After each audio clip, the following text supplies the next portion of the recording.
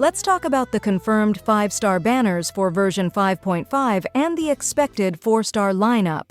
This time, it's not just speculation, we actually have the full lineup from a trusted source.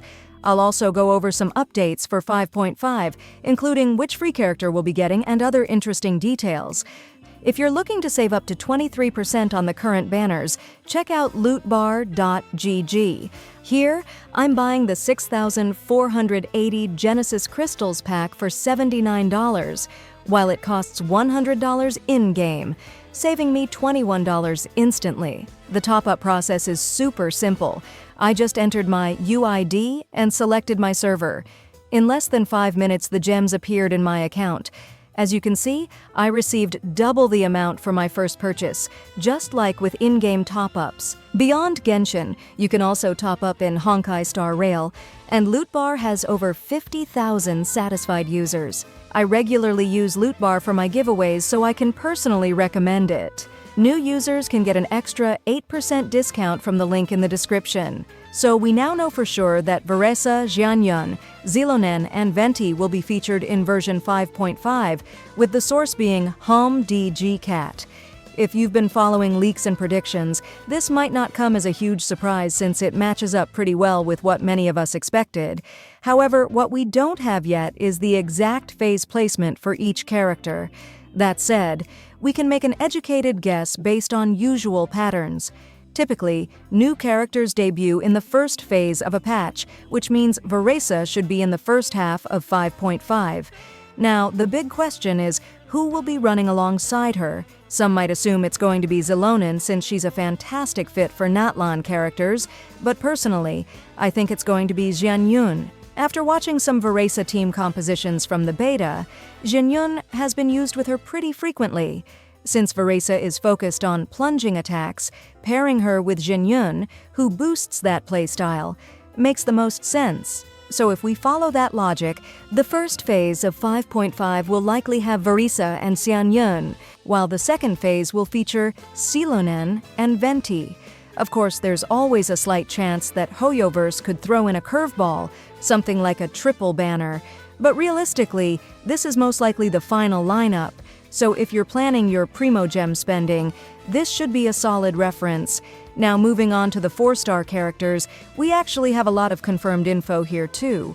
HomDGCat, the same source who provided the 5-star lineup, has also revealed several of the 4-star characters that will be featured. This leaker has been extremely reliable with 4-star predictions in recent months, so there's a very high chance that this info is accurate. So, according to leaks, the 4-star characters coming in version 5.5 are Ian-san, Gaming, Faruzan, Beidou, and Yanfei. It's a pretty mixed lineup with some solid picks and a few that might not be the most exciting for everyone. Ian-san is a fast-paced electro-polearm user with a focus on mobility and aggressive melee combat. If you like characters that feel quick and fluid, she might be fun to play, but it really depends on how well she fits into teams. Gaming is another Pyro Claymore user, and while his kit has some cool animations, he hasn't really stood out much in the meta.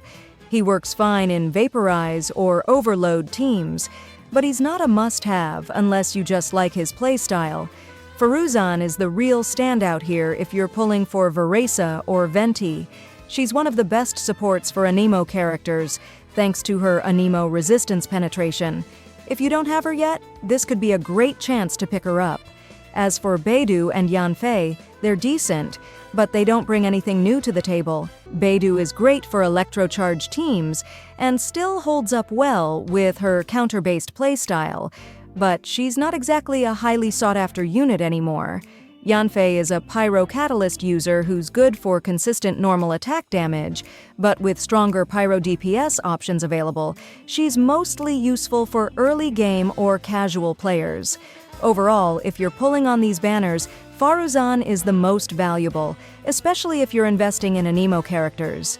Ian-san could be interesting, but it depends on how she performs after release. The others are fine, but nothing game-changing.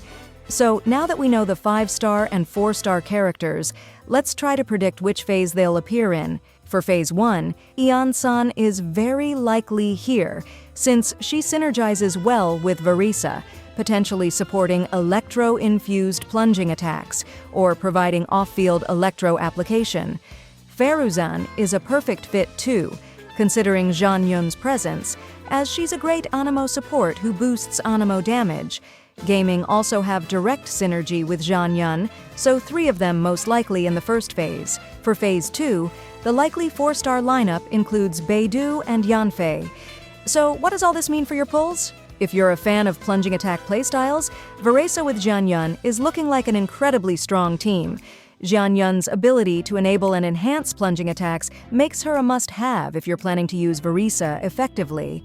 If you're more into off-field support, Xilonen and Venti bring unique utility that works in a variety of teams. Xilonen's synergy with Natlan characters makes her a strong option for players looking to optimize new team compositions. And of course, the 4-star lineup has some solid options, especially if you're missing Faruzan for Anemo teams or Beidou for electrocharged setups.